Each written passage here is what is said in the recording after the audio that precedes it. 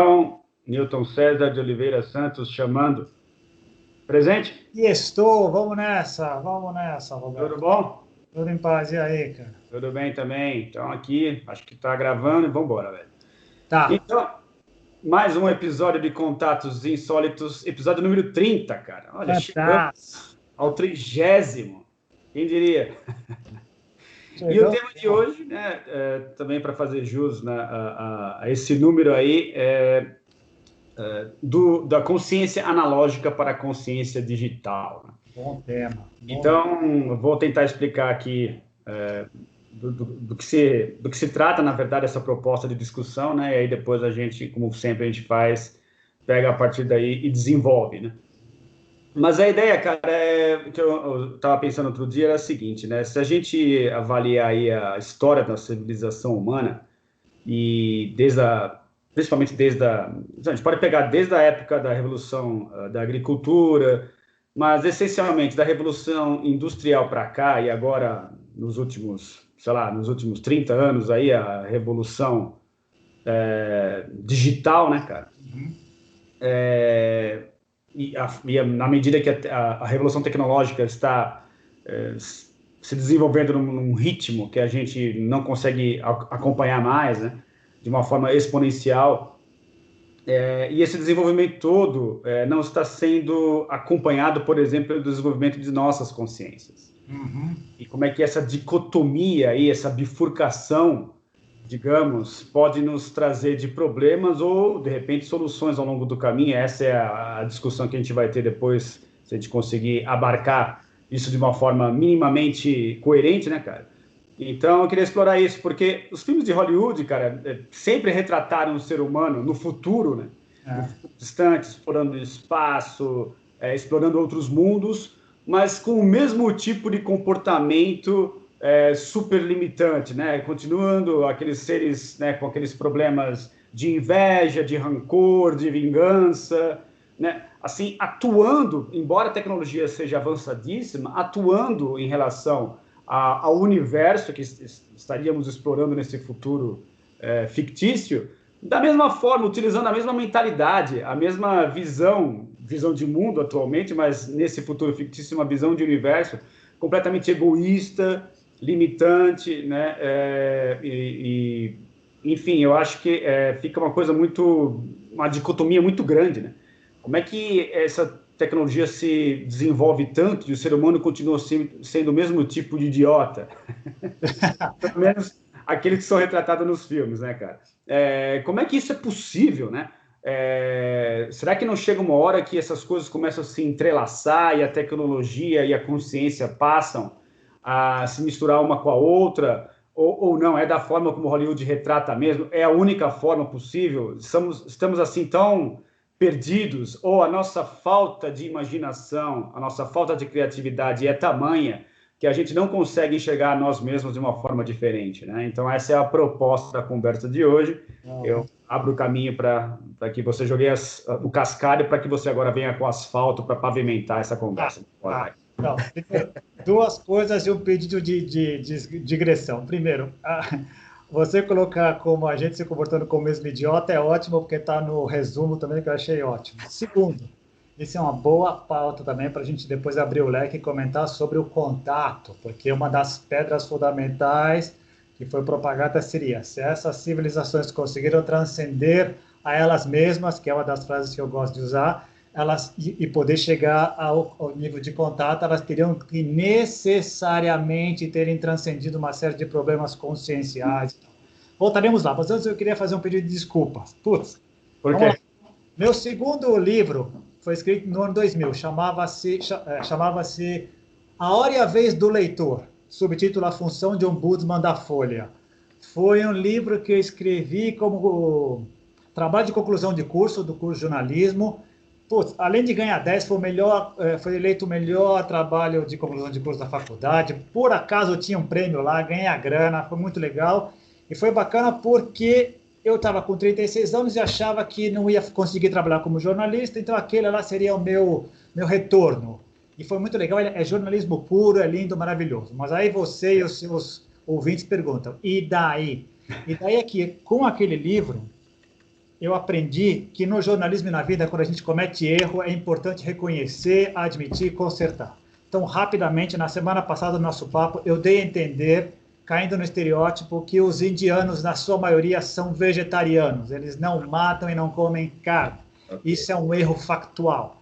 Eles poupam até o gado, mas matam búfalos a dar com pau. São os maiores exportadores de carne do mundo. A vaca é sagrada, sim, mas eles consomem muita carne. E parece que estatísticas confiáveis, 30% só da população indiana é verdadeiramente vegetariana. É muita gente, mas para uma população de 1,1 bilhão de pessoas, 80% comer algum tipo de carne, inclusive frango todos comem, é um estereótipo que eu caio nessa armadilha.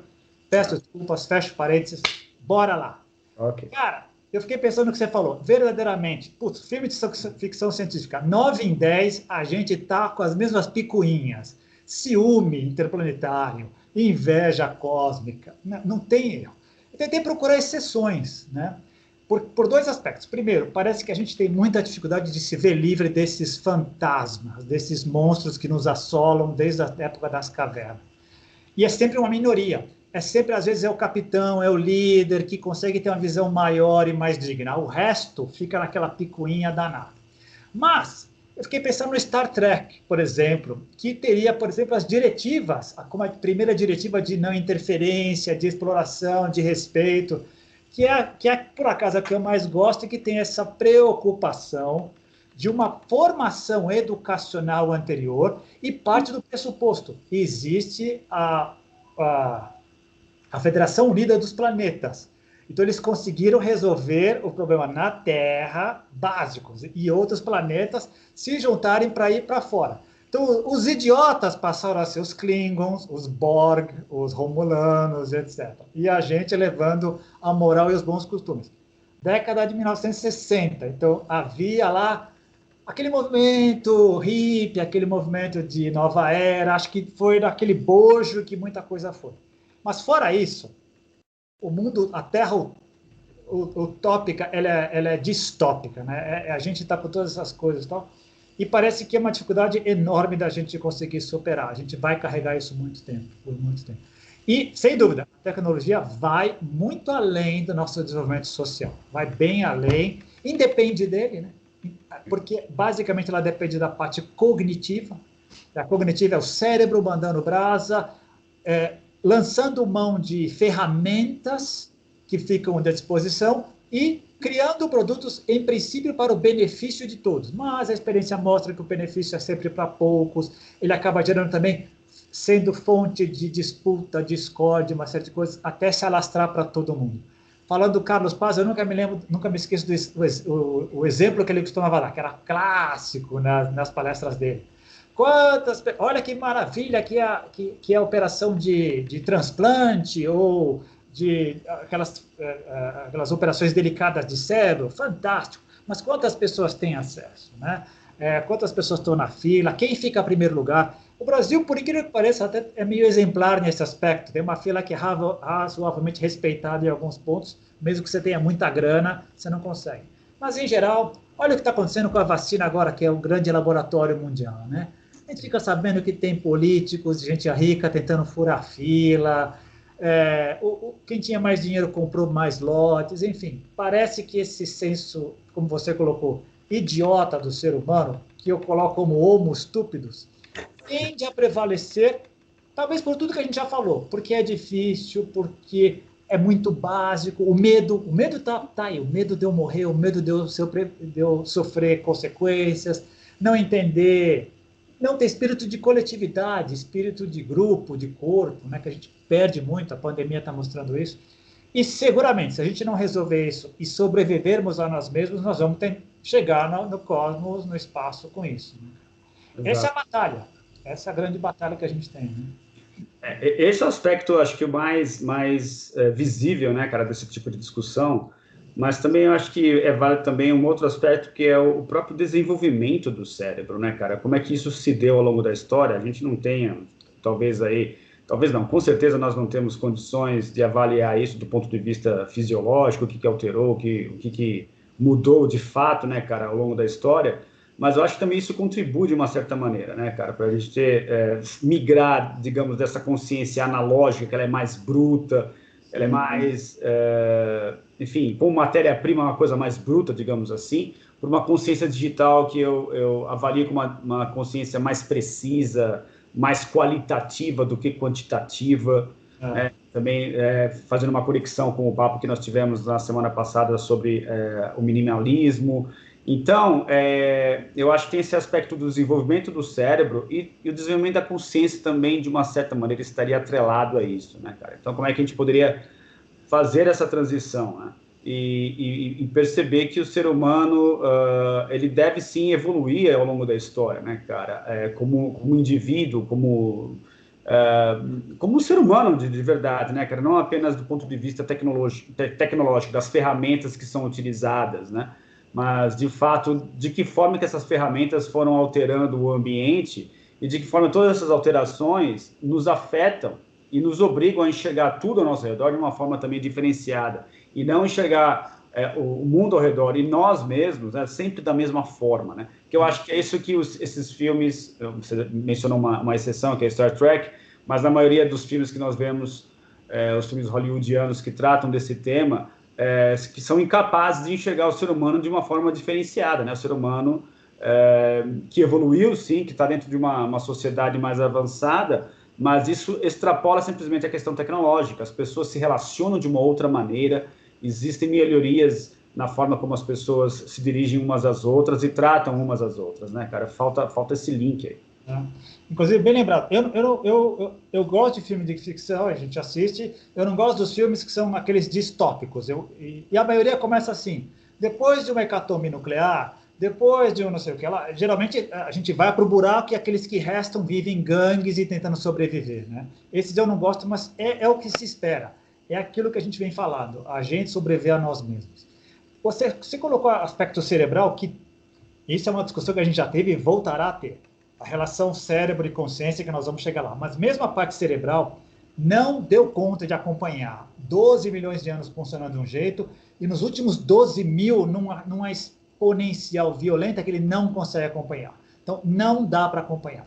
Quando você fala da tecnologia, da parte tecnológica digital, eu acho perfeita a maneira que você coloca, porque ela é bem racional, ela é precisa, ela vai na otimização da coisa. Nós não somos esses seres racionais que a gente acha que é. A parte reptiliana fala mais alto, ela eclipsa o neocórtex. Na hora do vamos ver, é eu comigo mesmo. E quando passa no límbico, o límbico toma conta e aí que ferrou mesmo, porque ele é egoísta, ele é sacana, ele deixa via flor essa inveja, o ciúme, esse desamor, e toma conta. E não deixa chegar sequer na parte racional. Tem vários experimentos e fatos que aconteceram do tipo, vamos ver como as pessoas se comportariam em grupo se uma determinada catástrofe acontecesse, para ver se as pessoas trabalhariam em grupo. A gente já viu que a gente fracassou reiteradamente. Quando tem um blackout, as pessoas vão e atacam as lojas daquele comerciante que é o cara que está lá há 30 anos, é o cara do bairro que todo mundo conhece, e o pessoal vai lá e ataca, né? A pandemia agora que é global mostrou, quanto mais a gente podia ter, e tivemos tempo de poder desenvolver essa questão da colaboração acima da individualidade, de poder sair do buraco antes. A ideia é que todos querem sair do buraco. Vamos sair do buraco rapidamente juntos? Não. Alguns acham-se mais espertos, acham que vão sair antes, né? Então, é muito difícil esse acompanhamento. E o nível de consciência não acompanha. Pelo que a gente leu do Keller e de outras pessoas, tem um tempo de maturação mesmo, né, da gente poder enxergar com outros olhos. Me ocorreu agora uma coisa muito interessante também. Esse fim de semana, é um papo que a gente vai falar outro dia, a gente fez uma prática de campo virtual, muito louco, depois eu conto como é que foi. Mas, no momento lá, no momento de dormir, eu fiquei lembrando de uma série que o Giovanni Rocha me recomendou, é uma série catalã chamada Se Eu Não Tivesse Te Conhecido, não sei se chegou a ver. Não. É bobinha, até umas fala de universos paralelos, que a gente já comentou há 2 semanas, muito boa. Mas olha só, não querendo fazer spoiler, mas em alguns momentos a pessoa falava assim, olha, tenta voltar para momentos chaves da sua vida em que houve uma bifurcação clara. Isto é, você tinha duas opções, você tomou um caminho. Como é que seria a sua vida se você tomasse outro, né? E olha que interessante, a maioria, no filme lá, série é série e é ficção. Mas eu fiquei pensando se na vida real não fosse assim. Quantos de nós, se voltasse, com a consciência de hoje, se pudesse voltar atrás em alguns momentos chaves da bifurcação, não teria tomado outras atitudes? Mais sensatas, menos egoístas, mas mais sensatas, mais coletivas. Sim. Que só veio depois. De novo, a gente já conversou sobre isso. Na hora, com aquele nível de consciência da hora, a gente está tomando a atitude que a gente acha a melhor. Não está vendo, às vezes, que está sendo egoísta, que está sendo sacana. Mas quando a gente volta, a gente... É ou não é? Porque eu não acredito nesse pessoal que fala, se eu pudesse, faria tudo de novo igual. Balela. Qualquer pessoa minimamente voltaria e faria muita coisa diferente. É ou não é? Sim. E olha só, e isso que eu fiquei pensando, a gente realmente aprende dando cabeçada, errando, parece que é o preço que nós vamos ter que pagar. Cara, eu concordo. Não, nesse sentido, eu acho que uma grande falta, uma absurda falta de criatividade, né? Você ter a oportunidade de voltar e fazer tudo igual, pelo amor de Deus. É verdade. Não, né? Pelo amor de Deus. Mas só uma coisa, cara, voltando aí, que eu acho que talvez tenha havido uma... Eu vou tentar esclarecer um pouco mais o que eu quis dizer com esse título, né? Que é da consciência analógica para digital. Porque você mencionou no meio do caminho uma questão sobre a mente racional, e não é bem isso que eu quis dizer, ou que eu quis transparecer com esse título, tá? Vamos lá. O que eu quis dizer em relação a uma consciência mais analógica, ela teria relação justamente com a coisa mais específica, a sobrevivência imediata, né? A questão bruta. Ali a gente, no período paleolítico, se virando com o que podia, com as ferramentas que nós tínhamos, tal, né? E daí, lógico, daí desse momento para cá. O que eu chamo de consciência, ou o que eu chamaria de consciência digital, seria uma consciência muito mais ampliada em relação ao nosso campo de percepção, considerando também outras dimensões da realidade, né? O acesso de repente, sensações ou dados que advêm de outras esferas da existência, que não somente aquela fornecida pelos nossos 5 sentidos, né? Então, uma ampliação de consciência que, para mim, me passa a ideia de ser digital, digamos assim, é muito mais precisão em relação ao como que a gente abarca a realidade na qual nós nos encontramos. É necessariamente aquela ideia que a gente vem explorando faz tempo, né, que é a questão de uma consciência que tem consciência do cativeiro, mas o transcendeu. Não fica circunscrito a ela se ampliou e sabe que tem mais coisas além desse cativeiro, né? Então, eu acho que o digital dá precisão, sim, mas é no sentido de trazer mais riqueza para a interpretação da realidade, e aí sim você chegar a uma conclusão mais ampla, que envolve necessariamente o que você está falando, a existência dos outros, né? O fato que moramos em um mesmo planeta, que não possui fronteiras, somos todos cidadãos de um mesmo planeta que precisa de ajuda, precisa da nossa cooperação, e envolve tudo isso também, tá? Então, só para tentar explicar para você o que eu quis dizer com essa expressão da consciência analógica para digital. Não, beleza, agora eu peguei. E eu acho que ela vai ser consequência natural do processo. Eu acho que, ao contrário do que a gente gostaria, gente como nós, eu, você e vamos ser otimistas, todas as pessoas que estão vendo o seu canal, aliás, a correção lá do meu erro com relação à Índia, devo ao Jorge e à Fátima Lopes, que vem todas as semanas o nosso negócio aqui. O seu Olha, legal, hein?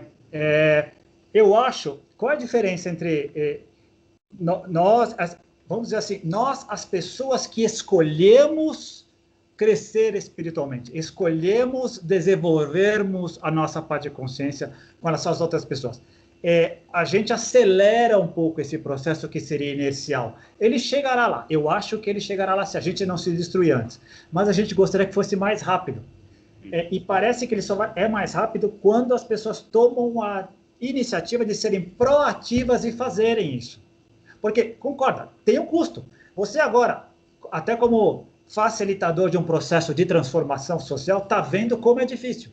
Como é difícil transportar da teoria para a prática. como é difícil a gente passar por... Olha, não é só porque está escrito aqui, tem a vivência, tem a experiência, tem confrontar-se a si mesmo. Todos nós trazemos demônios embutidos, que eclipsam uma série de coisas. A tua colocação da consciência digital, para mim, é perfeita, agora eu entendo você.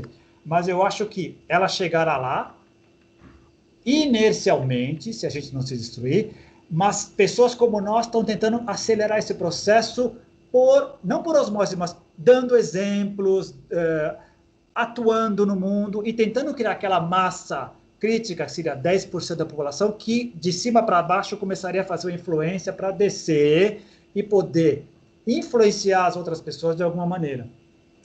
Vamos fazer alguns exemplos. Elon Musk, um dos seus ídolos, está indo para Marte, disse que já vai antes de 2030. Digamos que a gente chegue em Marte. A gente já falou sobre isso. Quem chegará a Marte? Elon Musk, a empresa dele, os Estados Unidos, o sistema capitalista, o planeta Terra inteiro. Quem estará chegando em Marte? Que bandeira se fincará lá? Então, é a primeira coisa, né, cara? Porque justamente, se você pensa muito em bandeiras, já está logo de saída com uma premissa completamente ilusória, né? Então, depende muito de como é que você quer enxergar a realidade, né? E aí a gente volta a falar sobre consciência. Se você quiser pensar esse aspecto como o mais relevante de toda essa situação, você só vai enxergar isso. Olha, os Estados Unidos está chegando a Marte, não somos nós. Tudo bem, mas você quer enxergar o que exatamente? Eu prefiro enxergar outras coisas, que a humanidade está tendo representada de alguma forma, que de repente estão indo os mais ricos, tudo bem, mas é o que temos hoje, né? Não dá para se estender isso para todas as pessoas, mas de alguma forma, de alguma maneira, essas pessoas estarão lá representando os pioneiros, e os pioneiros que podem também sofrer muito, né, cara? Porque Marte é um ambiente absurdamente hostil, e por mais que eles tentem se preparar demais para um acontecimento histórico como esse, tudo pode dar muito errado, né, cara? Então, o que a gente acha que é privilégio em um primeiro momento pode ser uma grande cilada, né? Se as coisas saírem errado. Vamos aprofundar. Tem lá, haverá uma seleção de voluntários, pessoas que são voluntárias. O que leva uma pessoa a querer fazer isso? A primeira ideia seria uma atitude de abnegação pela sociedade coletiva, pelo planeta inteiro. Muitos deles farão isso. Olha, estou fazendo isso pelos demais. Ótimo. Mas provavelmente não vai ser só isso. Provavelmente vai ser aqueles que querem escapar, provavelmente vai ser aqueles que querem botar um nome na história. É do jogo cósmico. O que importa é que se faça. Quem que tem dado exemplos dessa abnegação hoje em dia, de alguma maneira? As pessoas que assumem um grau de espiritualidade um pouco maior, que transcendem as religiões, as religiões, elas, a rigor, por definição, tentam agregar, mas elas agregam e ao mesmo tempo separam. Onde tem ismo, tem separação, né? Mas as pessoas que transcendem isso conseguem pensar no coletivo, né? Quem mais? A ciência, os cientistas. Sim. Os cientistas com C maiúsculo, como a gente começa a colocar, transcendem isso. Não importa quem faz, vamos fazer a tal da vacina logo para a gente fazer a coisa. É mais ou menos por aí. Existem grupos de pessoas que estão... E esses cientistas não necessariamente são espiritualmente elevados, mas eles têm a ideia de coletivo. Exatamente. E é uma coisa legal esse aspecto também da questão do analógico para o digital, envolvendo essa questão em particular também, porque recai um pouco naquele conceito que o Tom Campbell fala sobre a melhoria contínua da qualidade de nossa consciência, né? Então, o que eu percebo também, melhorar a qualidade da consciência é realmente sair do analógico, que tem muito ruído, é impreciso, né? É como se fosse os nossos antigos LPs, né, cara, de vinil lá, né, que você colocava a agulhinha, chiado pra caramba, se riscava já era, ficava comprometida a faixa, e para uma consciência mais digitalizada, que inclusive se livrou dos meios físicos, né, e agora trafega livremente pela web, está na nuvem, etc., não se perde mais, né, aquela qualidade se mantém. Então, fazendo essa analogia, eu acho que tem a ver com isso também, o fato de, por exemplo, pegando um evento como esse histórico, da eventual colonização de Marte, que mais cedo ou mais tarde irá ocorrer, você focar em aspectos que fogem desse coletivo, fogem dessa visão macro, né? E foquem em coisas específicas do tipo, uma reclamação dessa como você mesmo fez, né? Ah, mas é os Estados Unidos que está indo, não é todo mundo, né? Ou seja, a turma reclamona, né? A turma que sempre gosta de enxergar as picuinhas, os problemas, né? Então, isso seria ter uma consciência analógica, porque do ponto de vista mais amplificado, mais digital, envolvendo necessariamente qualidade de consciência, o que está acontecendo no macro, né? Olhando de cima a situação, é positivo de uma maneira geral?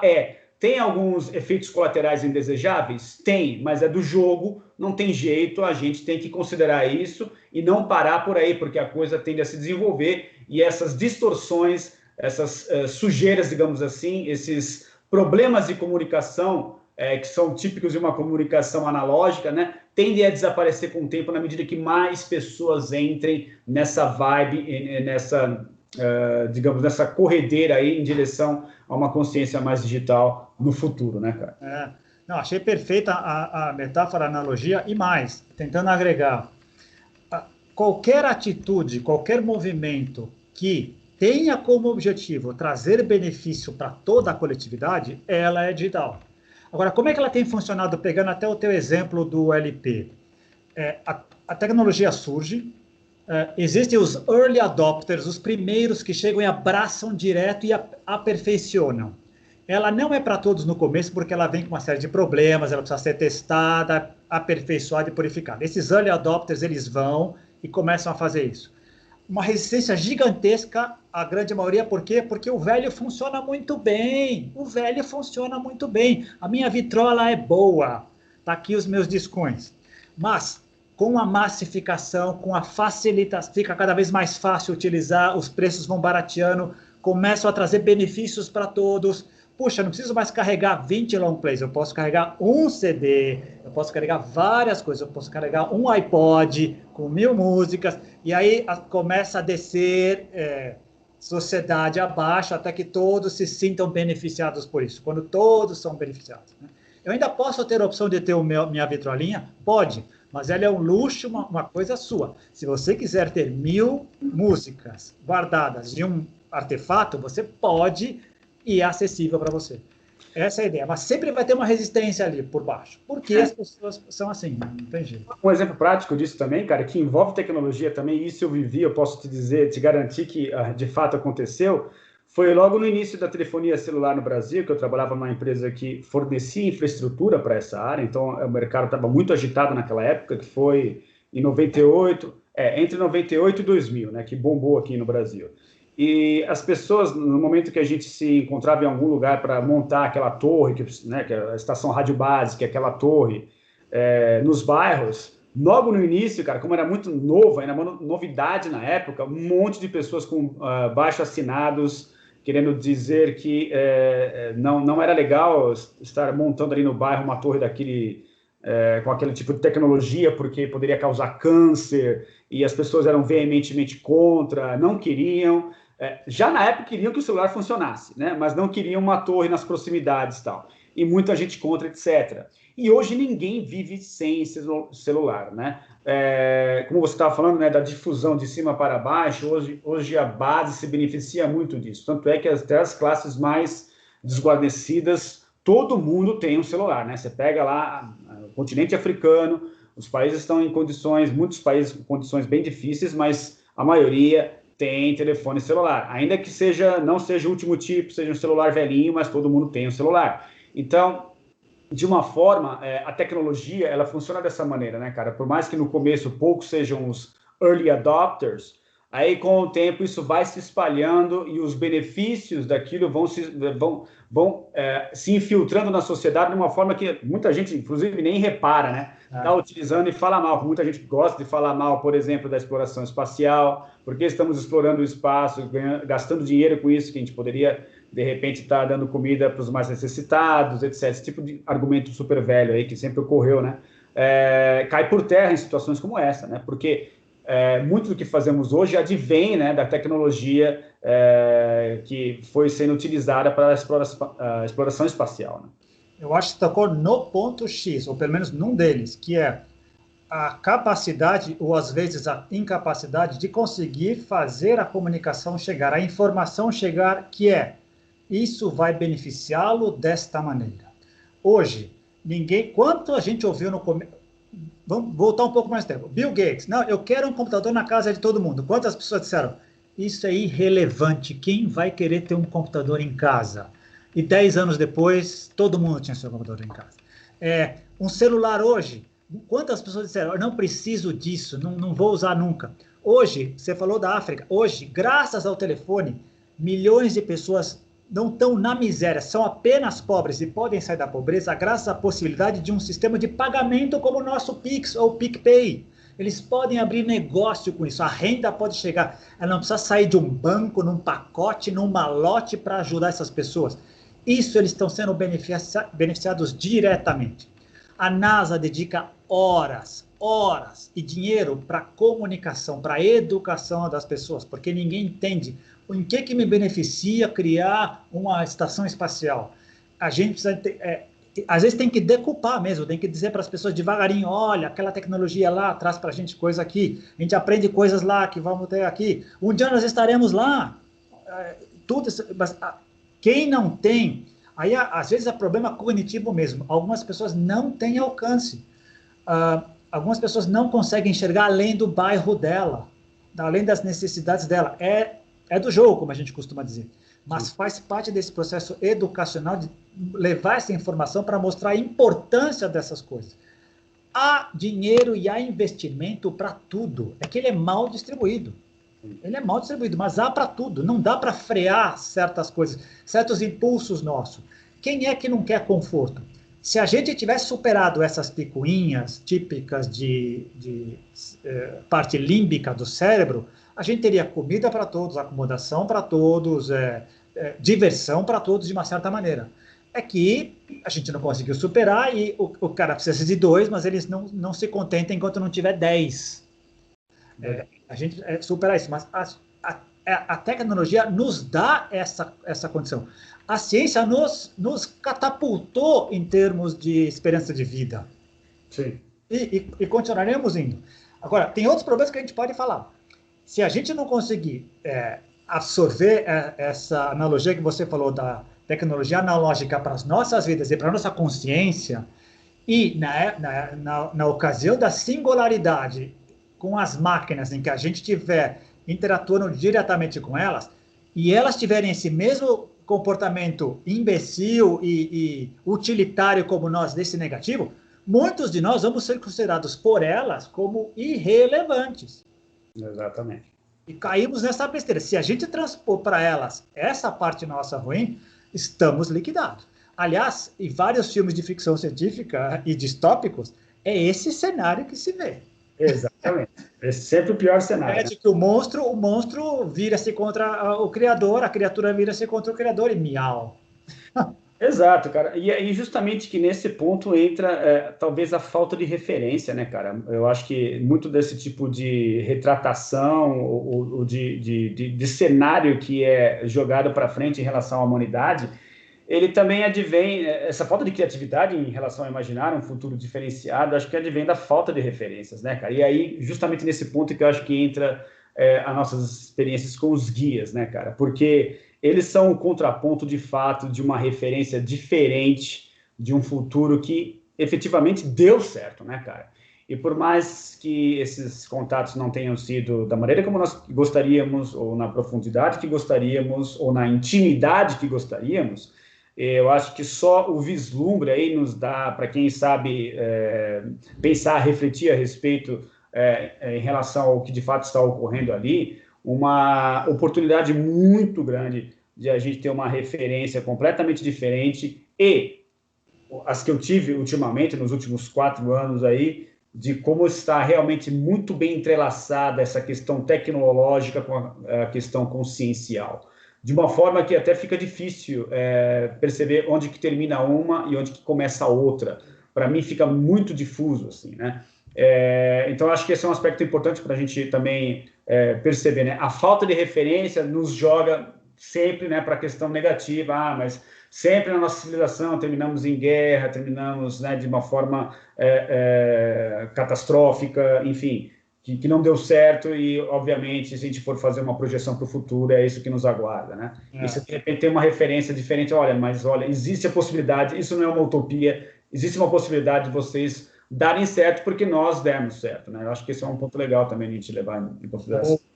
Aí, puxa, você me falou e eu quero três coisas. Primeiro, na ficção, a gente foi capaz de criar sociedades idílicas e ideais?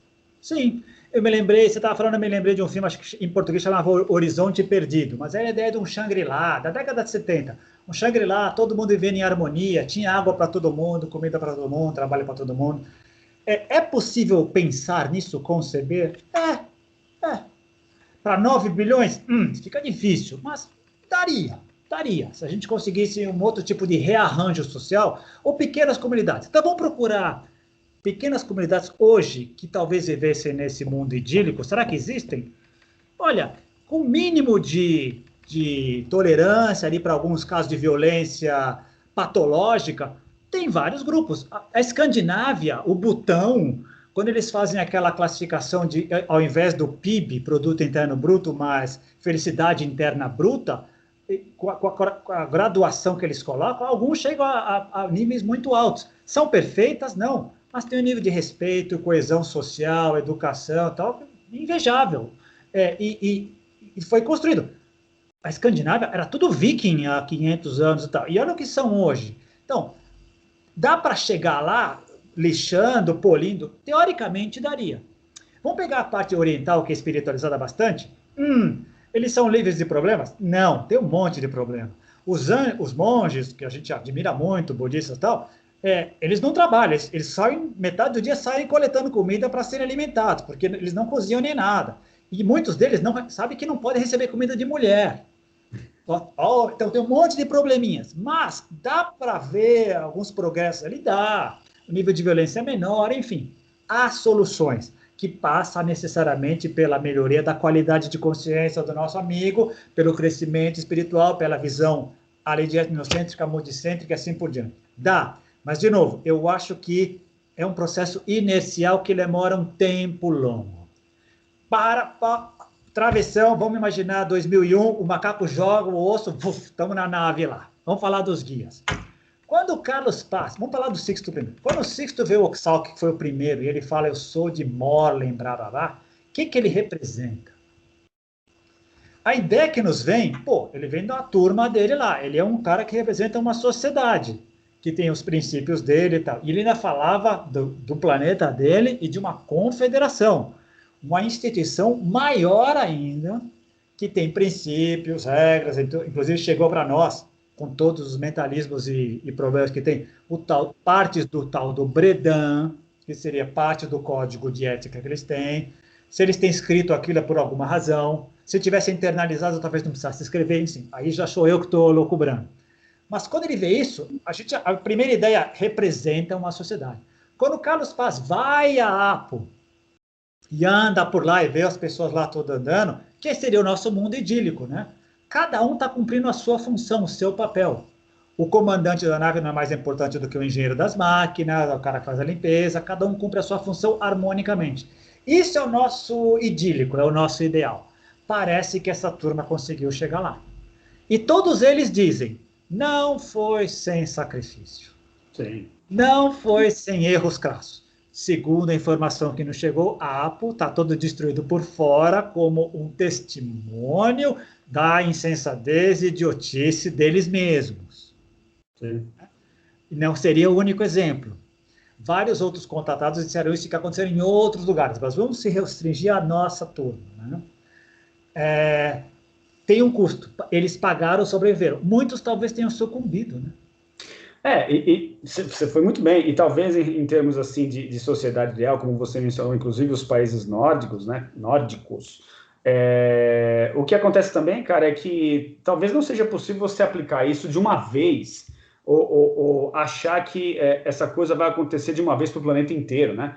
É muito mais viável ou factível pensar em bolsões que começam a iniciar por aí com experimentos ou algumas experiências que começam a dar certo e isso aos poucos indo se espalhando, né, cara? Então não vai ser uma coisa uniforme, né, de uma vez, tende a ser uma coisa realmente meio que desequilibrada, com buracos, com furos, e aos poucos esses buracos vão sendo preenchidos com o passar do tempo, né, cara? Mesmo internamente, agora você estava falando, não sei por que me veio a ideia de Alto Paraíso, né? A gente tem essas cidades aqui, né, as Shangri-Las brasileiras, né? Elas são isentas de problemas? Muito pelo contrário, dependem muito de, se os turistas faltarem, elas vão para o buraco, se faltar alimentação, água, uma série de coisas, não está organizado. Então, não é só sorrindo e abraçando e dizendo eu amo você porque nós todos somos um, sem entender o porquê, a maioria que fala isso não entende o porquê, que a situação está resolvida. Eu acho que você tocou num ponto. Outra coisa também que é interessante, parece que tem que começar pequeno, se estruturar pequeno e ir crescendo aos poucos. A gente quer saltar de um grupo coeso com alguns milhares e alguns milhões de pessoas para 9 bilhões. Não vai ser em uma década, 2 ou 3. Não tem como ser, muita gente, é muito dispar. As discriminações de tudo, consciencial, cognitiva, econômica, financeira, saúde, tem grupos humanos hoje que não vivem mais do que 40 anos. E a resistência também é muito alta, né, cara? Você vê que mesmo é muito alta, então você percebe que em questões simples, como, por exemplo, respeitar as regras durante um período de pandemia, as pessoas não respeitam, né? Não existe esse 100% de penetração em relação... Aliás, acho que está muito aquém, aqui no Brasil, pelo menos, muito aquém, muito longe do 100%, né? De respeito às regras estabelecidas para que toda essa situação acabe o mais rápido possível, né? Então, existe muita resistência, cara. Inclusive, para situações como essa, teria muito, mas muito mesmo, a turminha eu sou do contra, né, cara? Que não iria aceitar, iria ficar com o pé atrás, com desconfiança, etc. Em situações mais simples, como essa que a gente mencionou no início, em relação a uma eventual colonização de Marte, desde situações como essa até a melhoria do planeta como um todo, como é que isso se daria, quais seriam as ferramentas, de que forma que a gente iria estruturar essa coisa toda, ia ter muita resistência, cara. Então, acho que... porque a resistência daquelas consciências ainda analógicas que não se deixariam influenciar pela ameaça das consciências digitais, digamos assim, né, cara? Se enxergariam ameaçados por esse tipo de abordagem da realidade, simplesmente não entenderiam só isso já seria capaz de barrar esse progresso e fazer com que ele fosse muito mais lento do que a gente gostaria, né, por exemplo. Enquanto a gente for assim, muitos, nós vamos ter esse problema. A maioria ainda vai ser consciência analógica ou a maioria vai ser de consciência egocêntrica, etnocêntrica, porque não tem alcance ainda, porque não progrediu até lá, porque morre de medo, porque a parte física é a mais importante, porque é pobre em vários sentidos, cognitivamente, financeiramente, nutricionalmente, etc. E todos nós convivemos. Esse é o grande X da questão. Pegando de novo o exemplo do Marte, nós chegaremos lá. Não é questão mais de quando, não é mais questão de se, é quando, né? E nem quem. Às vezes pode ser o Elon Musk, se os chineses quiserem, não falta dinheiro lá, e não falta cientista. Em 1,4 bilhão vai ter 2 gêniozinhos lá que vão conseguir fazer. Chegaremos lá. A questão é, quando chegarmos lá, todos chegaremos lá de alguma maneira, mesmo aqueles que vão dizer, não tem nada a ver comigo, não me representa. Representa a nós como humanos, sim, queira você queira ou não. Que benefício vai te trazer? Talvez não agora diretamente, mas talvez para o seu filho, neto, algumas outras questões. Esse é outro problema. A consciência analógica tem extrema dificuldade de visão de médio e longo prazo. Não enxerga. É imediatista, é linear. Sim. E é muito centralizadora. Ela não vê a rede. A digital ela trabalha em rede, né? Ela cria conexões para todos. Né? A analógica não vê rede. Só vê linha reta. Então, vai ser muito difícil. A ciência analógica é simplesmente um servidor ali isolado, sem estar plugado em cabo nenhum, né, cara? Então, é complicado. Mas não dá para frear o processo. Olha que loucura. Ele vai concomitante, vai tudo junto, tudo está acontecendo ao mesmo tempo. E o grande tarefa nossa, de todos nós que somos co-criadores e co-administradores do planeta, a gente adora delegar as coisas para os políticos, mas nós somos corresponsáveis pela manutenção do nosso bairro, manutenção do nosso prédio, manutenção da nossa família, em nível são, e aí estendendo, né, das bolhas concêntricas indo para fora. Cada um fazendo a sua parte no seu limite, se fizer bem feito, já melhora exponencialmente a coisa. Falha aí, começa a falha aí. Por isso que a revolução consciencial ela não pode ser uma revolução externa, né, cara? Uma revolução, digamos, da forma tradicional, né? Que é simplesmente sair nas ruas em passeatas, exigindo as coisas. Ela tem que ser uma revolução necessariamente interna, né, cara? Por si só, né, é uma revolução consciencial. Então, assim, tem que ser de dentro para fora. Não pode ser uma coisa imposta de fora para dentro. Então, vamos ter que encontrar formas, maneiras de fomentar com que cada pessoa seja o seu próprio agente de transformação, né? E isso surge de dentro para fora. Eu acho que esse é o único caminho viável.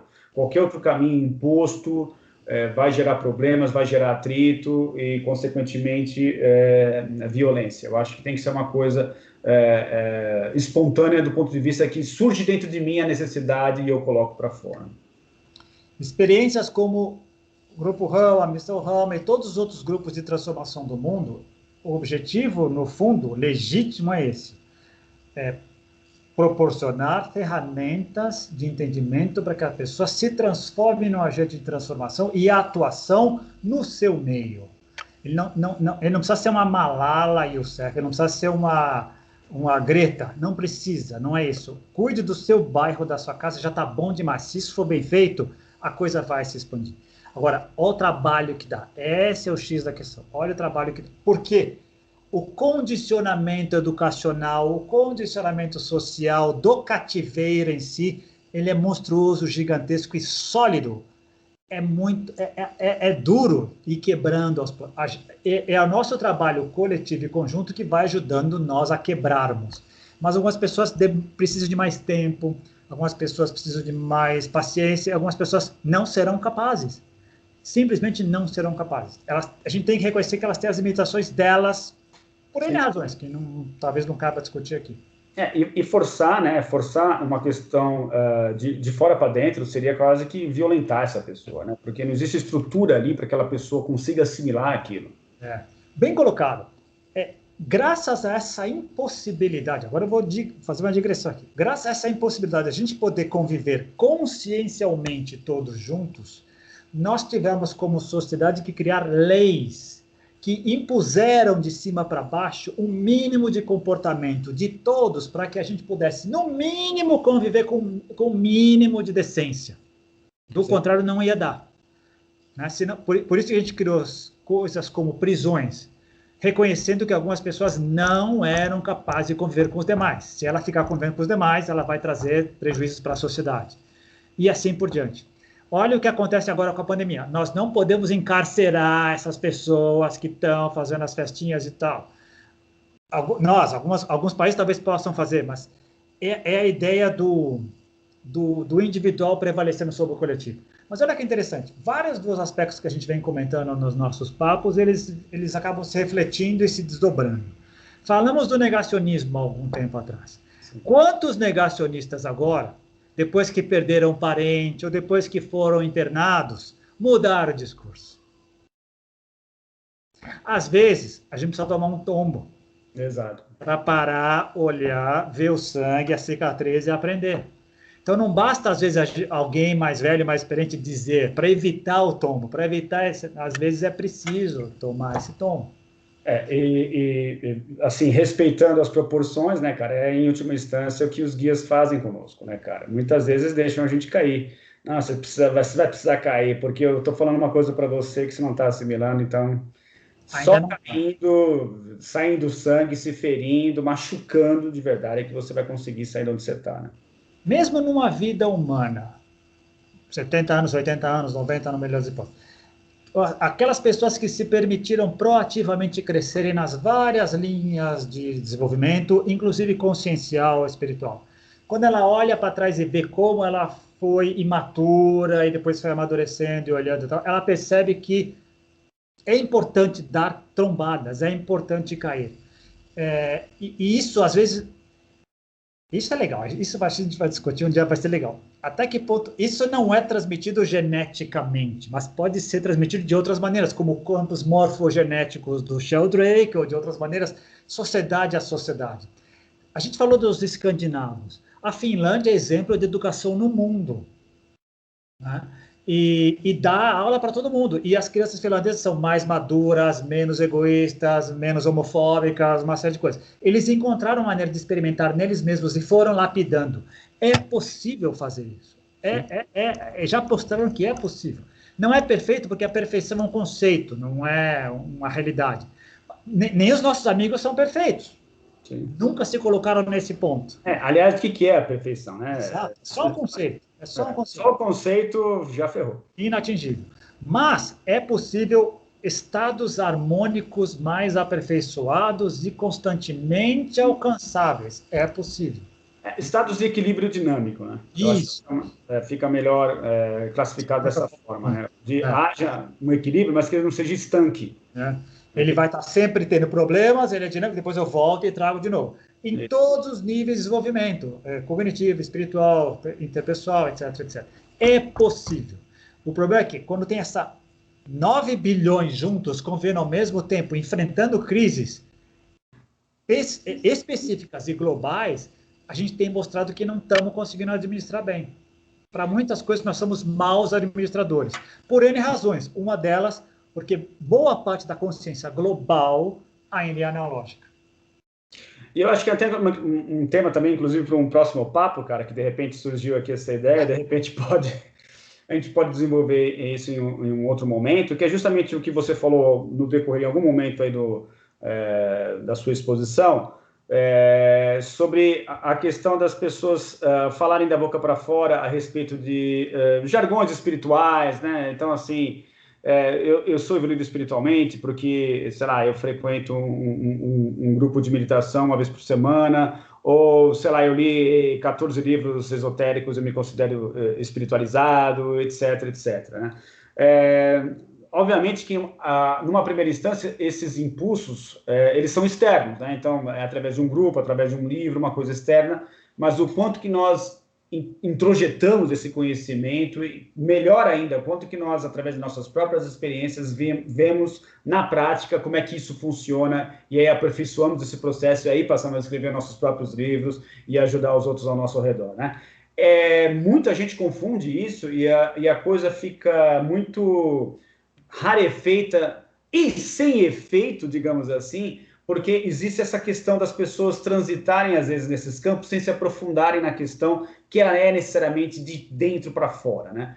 Então, acho que para o próximo papo a gente pode explorar essa questão, não sei que título dá para isso ainda, mas talvez seja um aspecto interessante de como é que a gente sai simplesmente de um rato de livros de biblioteca para uma pessoa que efetivamente consegue trazer essas questões de dentro para fora e se transformar verdadeiramente, não simplesmente ser uma pessoa que repete textos, né? Isso é uma coisa legal. Verdadeiro agente de transformação. Mais ainda, a parte do rato de biblioteca,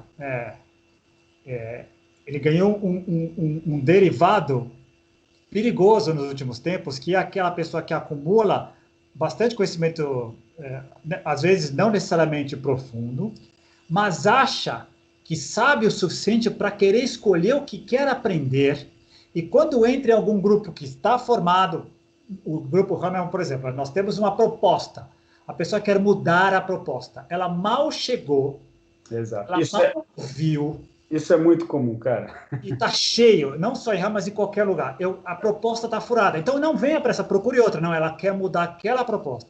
Ela viu algumas coisas ali que a interessam, e algumas coisas que dará trabalho, vai puxar sacrifício, ou ela não concorda, que é legítimo, vamos debater. Né? Claro. Grupos abertos são abertos ao debate.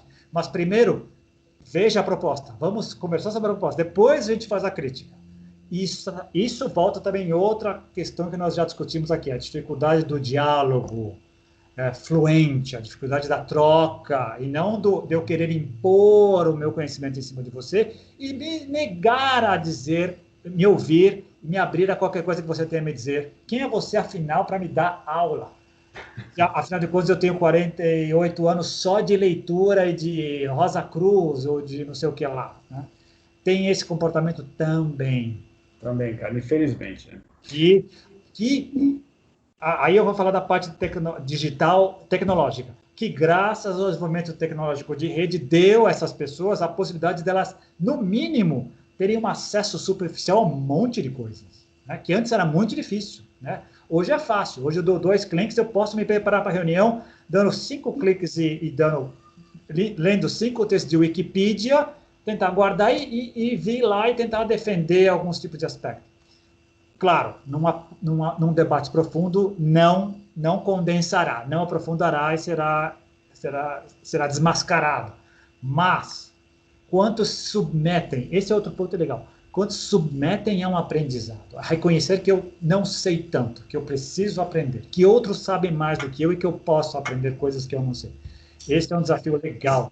Esse é um desafio muito interessante, né, cara? Porque eu acho que a internet acabou causando isso, né, como um efeito colateral imprevisível, que era justamente a gente se guarnecer de uma série de informações e de desinformações, e a partir daí a gente chegasse a qualquer proposta estabelecida com a arrogância de achar que a gente teria condições, pelo que a gente leu, pelo que a gente teve acesso, pelo aquilo que a gente considera como conhecimento, também precisa ver se isso é conhecimento de fato, pelo aquilo que a gente considera sabedoria, precisa ver se é sabedoria de fato, afrontar certas propostas com essa falsa noção de conhecimento, ou, ainda que seja conhecimento de verdade, ao não se ter passado pela experiência, que aí não tem jeito, você tem que vivenciar, você tem que submeter, não tem por onde, você jamais, se soubesse o que seria vivenciar aquilo lá, jamais estaria agindo da forma que você está agindo agora, né?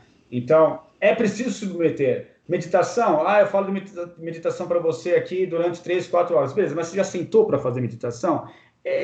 Não, então. Então, assim, é uma outra instância completamente diferente da realidade, em que a sua participação, a sua presença, né, ali naquele momento é fundamental, né? Então, em situações como essa, por exemplo, em Rama, isso é muito comum. Realmente, se você não se submeter, não se envolver, não mergulhar de cabeça naquilo, né, que é vivenciar a coisa, é sair a campo mesmo, é ir lá em Itatiaia, pegar chuva, se submeter né? Ainda que haja riscos, né? Porque viver é um risco, né? Você pode sair para trabalhar de manhã e não voltar mais. Bem-vindo. Estar vivo é um risco, né, cara?